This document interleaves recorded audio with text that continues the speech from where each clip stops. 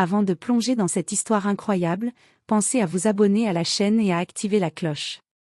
Ici, chaque récit a quelque chose à dire, et vous ne voudrez pas en manquer un seul. Le salon était silencieux, à l'exception du tic-tac monotone de l'horloge. Le millionnaire, les mains dans les poches de son costume impeccable, regardait sa fille, recroquevillée sur le canapé. Elle ne parlait plus, ne riait plus, ne jouait plus depuis des semaines. Les médecins avaient abandonné, parlant de « traumatisme profond » et de « période de silence inquiétante ». Le père, désespéré mais orgueilleux, secoua la tête. « Ma musique va réveiller votre fille », dit l'homme venu pour l'aider. Il était musicien de rue, inconnu et désargenté, mais il y avait dans ses yeux une certitude que rien ne semblait pouvoir ébranler. Le millionnaire éclata de rire, moqueur. Comment un pauvre musicien pouvait-il penser faire ce que les meilleurs médecins avaient échoué à accomplir? Écoutez, monsieur, je n'ai pas besoin de votre scepticisme. Une seule note suffira, répondit l'homme, posant son vieux violon sur son épaule. Le millionnaire leva un sourcil, amusé et sceptique. Il n'avait rien à perdre. Le musicien frotta l'archet contre les cordes, et la première note s'éleva dans la pièce. Un frisson parcourut le millionnaire. La note semblait vibrer dans l'air, douce mais puissante, comme si elle parlait directement à l'âme de sa fille. Elle leva lentement les yeux, un souffle traversant ses lèvres silencieuses. Et puis, elle sourit. Pas un petit sourire timide, mais un sourire franc, vivant, comme si elle renaissait à la vie. Le millionnaire sentit ses genoux faiblir, incapable de contenir l'émotion. Le rire qu'il avait eu quelques instants plus tôt mourut dans sa gorge, remplacé par des larmes qui coulaient librement. Le musicien continua de jouer, chaque note semblant dissiper les ombres dans lesquelles la fillette s'était enfermée. Et pour la première fois depuis des semaines, le millionnaire vit sa fille parler, rire et respirer à nouveau. Ce qu'il pensait impossible venait de se produire. Le lendemain matin, le millionnaire se réveilla avec une étrange légèreté dans la poitrine. La maison, habituellement silencieuse et pesante, semblait différente. Les rayons du soleil traversaient les grandes baies vitrées, illuminant chaque coin sombre du salon. Sa fille, vêtue d'un pyjama bleu clair, était assise à la table de petit-déjeuner, un sourire timide aux lèvres, jouant avec une fourchette comme si elle découvrait à nouveau le monde. Le père s'approcha lentement, encore incrédule. « Bonjour, ma chérie », murmura-t-il, la voix tremblante. Elle leva les yeux et répondit, pour la première fois depuis des semaines, d'un souffle clair, « Bonjour, papa ». Les larmes lui montèrent aux yeux, mais cette fois, c'était un mélange de soulagement et d'émerveillement. Il se pencha et l'enlaça, serrant sa fille contre lui comme s'il craignait qu'elle disparaisse à nouveau. « Comment te sens-tu » demanda-t-il enfin, la voix encore étranglée par l'émotion. « Je me sens bien », répondit-elle en chuchotant. « C'est cette musique, elle m'a fait revenir. » Le millionnaire se redressa, le regard vers la porte. Le musicien de rue, l'homme qui avait joué hier soir, était là, debout dans l'encadrement, modeste et calme. Il tenait son violon sous le bras, un léger sourire aux lèvres. « Je vous avais dit qu'une seule note suffirait », dit-il simplement. Le père, encore sous le choc, secoua la tête. « Je ne comprends pas. » « Comment ?» Il s'arrêta, incapable de trouver les mots. La fille sourit et attrapa timidement la main du musicien. « Merci, monsieur, pour la musique. » Le musicien baissa la tête modestement, mais il y avait dans ses yeux une étincelle fière. Le millionnaire, lui, sentit quelque chose se réveiller en lui, non seulement un immense respect pour cet homme, mais aussi la conviction qu'il venait de découvrir quelque chose de bien plus grand que la richesse, le pouvoir pur et simple de la musique sur le cœur humain. Ce jour-là, quelque chose changea dans la maison. Les rires de sa fille résonnaient à nouveau dans chaque pièce, et le millionnaire comprit qu'il allait devoir réapprendre à vivre avec cette nouvelle lumière qui venait de pénétrer son monde. Mais il y avait une question qui le hantait déjà, qui était vraiment cet homme, et pourquoi avait-il ce pouvoir sur sa fille? Les jours suivants, le musicien venait chaque après-midi, s'installant dans le salon avec son violon. La fille ne le quittait pas des yeux, fascinée par la façon dont chaque note semblait raconter une histoire qu'elle seule comprenait. Le millionnaire, bien qu'encore méfiant, observait la scène, partagée entre gratitude et curiosité. Un après-midi, Alors que le soleil déclinait et baignait la pièce d'une lumière dorée, il décida de briser le silence. « Je dois savoir. » dit-il, s'approchant du musicien. « Comment pouvez-vous faire ça? Ma fille n'a répondu à personne, pas même au meilleur psychologue, et vous? » Il secoua la tête, incapable de terminer sa phrase. Le musicien posa doucement son violon sur ses genoux et répondit calmement. « Il ne s'agit pas de magie, monsieur. Chaque enfant a une mélodie en lui. Parfois, il suffit de la trouver et de l'écouter. » Le millionnaire fronça les sourcils. « Une mélodie? » « Oui, » expliqua le musicien. « Et votre fille était enfermée dans un silence, pas parce qu'elle ne voulait pas parler, mais parce qu'elle n'avait jamais trouvé de raison de le faire. La musique lui a donné cette raison. » La fille, assise à côté du musicien, posa timidement sa main sur son bras. « Il me comprend ?» murmura-t-elle. Le millionnaire sentit un mélange d'admiration et d'inquiétude. Cet homme, qu'il considérait au départ comme un simple musicien, semblait posséder une compréhension du cœur humain qu'aucune somme d'argent ne pouvait acheter. Les jours passèrent, et un lien inattendu se forma entre la fille et le musicien. Chaque note, chaque mélodie semblait réveiller non seulement sa voix, mais aussi sa curiosité, son imagination, et même son rire. La maison, autrefois froide et silencieuse, vibrait désormais d'une énergie nouvelle. Mais derrière ces instants de bonheur, le millionnaire percevait une ombre.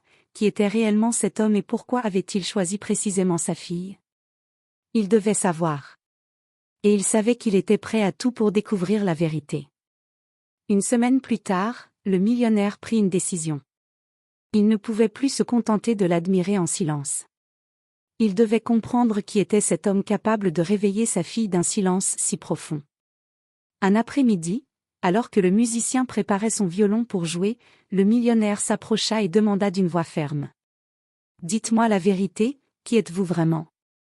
Le musicien leva les yeux calmement et répondit. « Je suis celui qui écoute ce que personne ne veut entendre. » Le millionnaire fronça les sourcils. « C'est vague, je veux savoir, pourquoi ma fille? Pourquoi moi ?» Le musicien sourit doucement, puis posa son violon sur la table. Parce que vous aviez besoin de moi autant qu'elle avait besoin de musique. Votre cœur était trop fermé par la peur et le doute. La musique ne guérit pas seulement les enfants, elle guérit aussi ceux qui les aiment. La fille, assise à ses côtés, leva les yeux vers lui. Il a vu en moi ce que personne ne voyait? Murmura-t-elle. Le millionnaire sentit quelque chose se briser en lui, des années de contrôle et de peur cédèrent la place à l'émerveillement et à l'humilité. Mais, vous êtes seulement un musicien, comment? Le musicien le coupa doucement. Il ne s'agit pas d'être riche ou pauvre, ni de diplôme ou de titre. Il s'agit de voir avec le cœur, pas avec les yeux.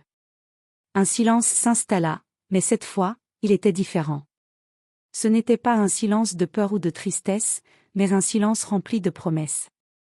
La fille se leva, s'approcha du musicien et chuchota. « Merci, pour m'avoir ramené à la vie. » Le millionnaire regarda les deux, une étrange chaleur envahissant sa poitrine. Il comprit alors que ce musicien n'était pas là par hasard. Sa fille, sa maison, sa vie entière avaient été touchées par quelque chose de plus grand que lui, la puissance pure et simple de l'écoute et de la musique. Et tandis que le musicien reprenait son violon, une dernière note résonna dans la pièce. Elle n'était pas seulement une note de musique, c'était une note d'espoir, de renouveau et de miracle silencieux. Le millionnaire sut alors que rien ne serait jamais plus comme avant. Sa fille avait retrouvé sa voix, mais lui aussi, venait de redécouvrir la sienne, et quelque part, il savait que cette rencontre allait changer leur vie à jamais. Tout semblait parfait. La maison résonnait de rires, de chansons, et de pas légers. La fille jouait du piano avec une confiance nouvelle, guidée parfois par le musicien, qui souriait tranquillement en observant son progrès. Le millionnaire, lui, reprenait goût à la vie, trouvant une joie simple qu'il n'avait plus connue depuis des années. Mais le calme ne dura pas. Un matin, alors que le soleil se levait à peine, un appel urgent interrompit le millionnaire. Une voix grave et tendue résonna au téléphone. « Monsieur, votre fille a été vue près de la vieille demeure abandonnée, là où tout a commencé. » Le cœur du millionnaire se serra. Cette maison, vestige d'un accident ancien et traumatisant, était le lieu où sa fille avait connu son silence initial. Et maintenant, elle s'y trouvait, seule. Sans réfléchir, il attrapa sa voiture et fonça. Arrivé sur place, il découvrit la fillette, assise sur le perron de la maison, les yeux fixés sur le vide. Son visage exprimait une inquiétude qu'il n'avait pas vue depuis des semaines. « Ma chérie » cria-t-il, courant vers elle. Mais avant qu'il n'atteigne sa fille, une silhouette apparut derrière la porte de la maison. Le musicien. « Je savais que cela arriverait, » dit-il calmement. « Quoi ?» demanda le millionnaire, confus et effrayé. « Le passé laisse toujours des traces, » répondit le musicien. « Et parfois, pour guérir complètement, il faut affronter l'ombre. » La fillette tremblait légèrement, mais elle ne détournait pas les yeux. « Je peux le faire » murmura-t-elle. Le millionnaire sentit son souffle se bloquer. Il venait de comprendre, la musique avait réveillé sa fille, mais pour qu'elle retrouve totalement sa voix et sa confiance, elle devait affronter le lieu qui avait engendré sa peur. Et elle n'était pas seule. Le musicien serait là, guidant chaque pas, chaque note, comme un phare dans la nuit. Alors que le soleil se levait complètement, illuminant les ruines de la vieille demeure, la fillette se leva, prit la main du musicien et celle de son père. Ensemble, ils pénétrèrent dans la maison, prêts à affronter les ombres du passé. Et dans ce moment suspendu, le millionnaire sut une chose, le miracle n'était pas terminé. Il venait seulement de commencer. La fillette avança lentement dans la vieille demeure, ses petits pas résonnant sur le parquet craquant. Le millionnaire était à ses côtés, la main serrée autour de la sienne, tandis que le musicien avançait légèrement devant, son violon prêt, comme un guide invisible à travers les ombres du passé. Chaque pièce semblait murmurer des souvenirs, des peurs et des silences. La fillette s'arrêta devant une porte entr'ouverte, tremblante. C'était là qu'elle avait cessé de parler, là que son monde s'était figé. Le millionnaire sentit son cœur se serrer. « Tu n'as rien à craindre, ma chérie » murmura-t-il. « Nous sommes avec toi. » Le musicien s'installa devant elle, et posa l'archet sur les cordes. Une note claire s'éleva dans la pièce, vibrante et douce. Puis une autre. Et une autre encore. La musique semblait dissoudre la peur, chaque vibration effaçant lentement les chaînes invisibles qui retenaient la fillette captive de son silence. Un souvenir douloureux traversa ses yeux, mais elle se redressa, soutenue par les mains de son père et du musicien. Puis, d'une voix fragile mais déterminée. « Je peux parler. » Le millionnaire sentit les larmes couler sur ses joues. C'était la première phrase prononcée depuis des semaines. Il serra sa fille contre lui, incapable de retenir ses sanglots de bonheur. « Bravo, ma chérie » murmura-t-il. Le musicien sourit doucement. Elle a trouvé sa force, et maintenant, elle peut s'exprimer pleinement. La fillette prit une profonde inspiration et commença à chanter, accompagnée par les notes du violon. Sa voix remplissait la maison, pure, lumineuse, et pleine de vie. Le passé n'avait plus de pouvoir sur elle. Le silence avait été brisé, et avec lui, la peur. Le millionnaire observa sa fille, un sentiment d'émerveillement et de gratitude le submergeant. Il comprit enfin ce que signifiait guérir, ce n'était pas seulement retrouver ce qui avait été perdu, mais découvrir un monde nouveau, rempli de courage, de musique et d'amour. Le musicien rangea son violon et fit un signe discret à la fillette. Elle le regarda et comprit, avec un sourire éclatant, que quelque chose de plus grand venait de se produire, elle n'était plus seulement une enfant sauvée, elle était une enfant renaissante. Et tandis que le soleil couchant baignait la vieille demeure de sa lumière dorée, le millionnaire sut que ce jour resterait gravé à jamais dans sa mémoire. Une leçon de vie, une mélodie d'espoir, et un miracle que l'argent n'aurait jamais pu acheter. La musique avait réveillé sa fille. Et dans le cœur de tous, elle continuerait de résonner, pour toujours.